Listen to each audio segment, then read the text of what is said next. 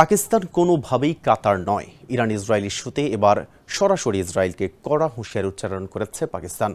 ইরানে পাকিস্তান দূতাবাসের কাছে ইসরায়েল যুক্তরাষ্ট্রের যৌথ হামলার খবরে চরমভাবে ফুঁসে উঠেছে ইসলামাবাদ। সরকার সংশ্লিষ্ট পাকিস্তান স্ট্র্যাটেজিক ফোরাম এক বিবৃতিতে বলেছে, ইসরায়েলকে স্পষ্টভাবে মনে রাখতে হবে, পাকিস্তান কোনোভাবেই কাতার নয়। আমাদের কূটনীতিকদের সামান্য ক্ষতি হলেও আমরা এর দাঁত ভাঙা ও কঠোর জবাব দেব। শুক্রবার পাকিস্তানের প্রথম সারির সংবাদ মাধ্যমগুলোতে প্রকাশিত বিস্তারিত প্রতিবেদনে এই চাঞ্চল্যকর খবর জানা গেছে। এর আগে বৃহস্পতিবার ইসরায়েল ও আমেরিকার এই যৌথ আক্রমণে ক্ষতিগ্রস্ত হয় তেহরানের আশেপাশের অনেক ঘনবসতিপূর্ণ এলাকা। দেশের মানুষকে প্রতিদিন সুরক্ষিত রাখার প্রত্যয় নিয়ে সেফটি কেবলস সহ এলো সেফ সিলিং ফ্যান।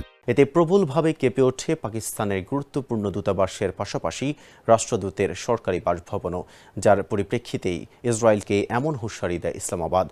জানা গেছে, সৌভাগ্যবশত এই হামলায় পাকিস্তান দূতাবাস বা কোনো পাকিস্তানি কূটনীতিকের সরাসরি কোনো ক্ষতি হয়নি, কিন্তু ভয়াবহ বিস্ফোরণের তীব্রতায় আশেপাশের বহু ভবন মারাত্মকভাবে কেঁপে ওঠে।